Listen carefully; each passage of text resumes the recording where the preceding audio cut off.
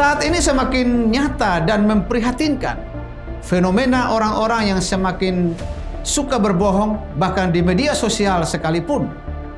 Orang-orang dengan mudahnya membesar-besarkan suatu cerita, menyebarkan berita palsu atau hoaks, menciptakan persona palsu, menyerang dan memfitnah orang lain.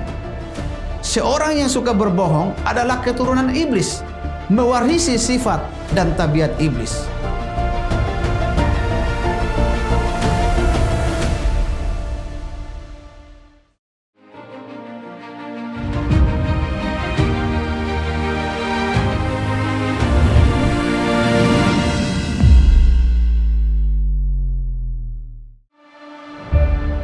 Salam sahabat IKN dimanapun Anda berada.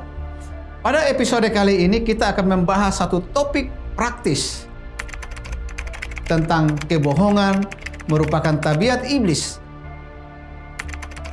Orang yang suka berbohong merupakan keturunan iblis.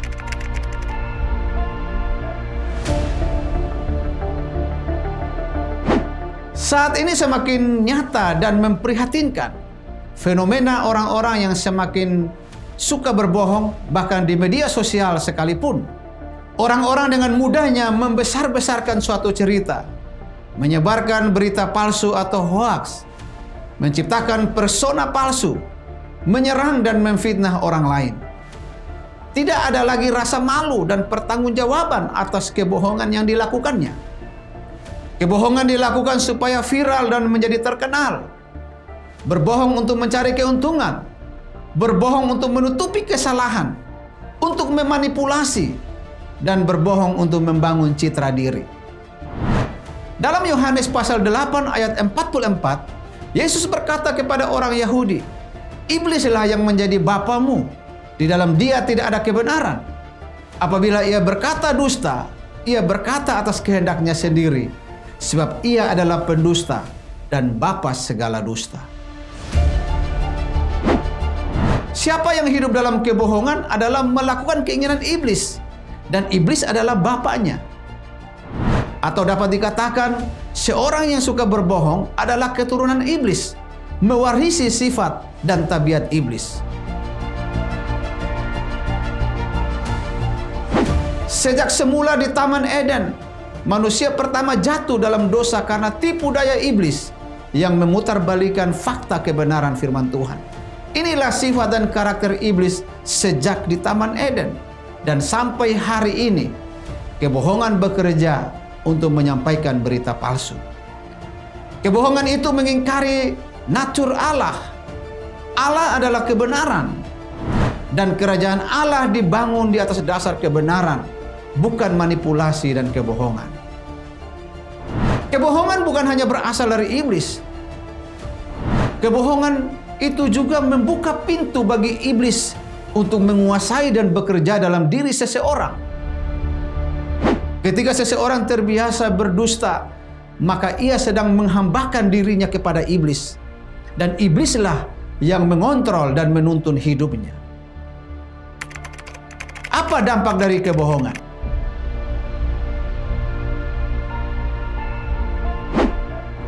Orang yang terbiasa berbohong atau berdusta akan merusak hati nuraninya, sehingga lambat laun ia tidak lagi memiliki kepekaan kepada suara kebenaran. Dan orang seperti ini juga akan menjadi seorang yang menolak kebenaran dan tidak suka ditegur atas kesalahannya. Kebohongan juga menimbulkan dampak yang tidak hanya merusak hubungannya dengan Tuhan, tetapi juga dapat merusak hubungannya dengan orang lain. Misalnya banyak pernikahan hancur karena kebohongan dari pasangan pernikahan. Gereja hancur dan terpecah karena fitnah. Hubungan persahabatan rusak oleh karena kepalsuan dan kebohongan. Kebohongan tidak hanya merusak hidup orang lain, tetapi juga dapat merusak diri sendiri.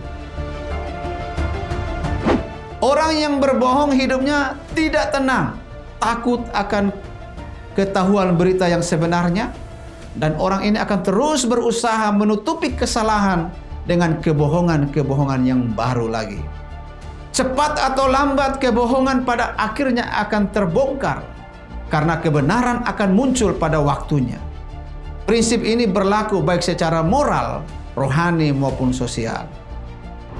Di dalam Amsal pasal 19 ayat 5, firman Tuhan berkata, saksi dusta tidak akan luput dari hukuman. Orang yang menyembur-nyemburkan kebohongan tidak akan terhindar. Seorang saksi dusta tidak akan terlepas dari hukuman, baik itu sanksi sosial maupun hukuman dari Tuhan. Kebohongan tidak akan selamanya tersembunyi. Cepat atau lambat kebohongan itu akan terungkap. Allah adalah kebenaran sehingga Ia tidak akan membiarkan kebohongan tetap selamanya. Kebohongan akan cepat memudar. Kebenaran akan tetap bercahaya. Tuhan membela yang benar. Waktu yang akan membuktikan semuanya apakah kebenaran atau kebohongan. Dan orang yang berkata jujur tidak perlu takut karena Tuhan akan membelanya. Orang mungkin dapat menyembunyikan kebohongan dari manusia untuk sementara waktu, tetapi hal itu tidak dapat dilakukannya di hadapan Tuhan. Dalam Amsal pasal 12 ayat 19 firman Tuhan berkata, bibir yang mengatakan kebenaran tetap untuk selama-lamanya, tetapi lidah dusta hanya untuk sekejap mata. Amsal pasal 12 ayat 22, orang yang dusta bibirnya adalah kekejian bagi Tuhan, tetapi orang yang berlaku setia dikenannya. Karena itu buanglah dusta dan berkatalah benar seorang kepada yang lain.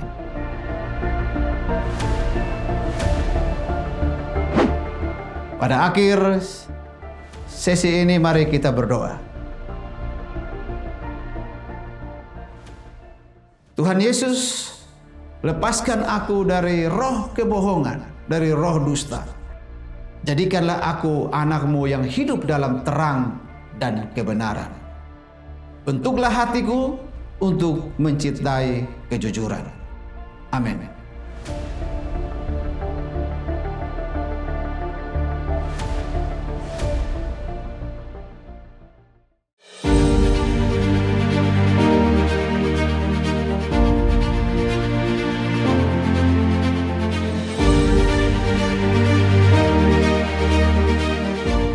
Ikatan Kristen Nusantara adalah komunitas lintas denominasi yang rindu melahirkan generasi Kristen yang maju dan terdepan. Mari berkolaborasi dan bersinergi dengan kasih untuk mencari, membina, dan mendanai anak-anak berprestasi yang terkendala biaya kuliah, lalu mengutus mereka ke dalam dunia dan mempercayakan mereka untuk mendukung gereja dan lembaga Kristen lainnya, agar terus melahirkan generasi unggul dan memberitakan kabar baik supaya keselamatan yang daripada Tuhan sampai ke ujung bumi.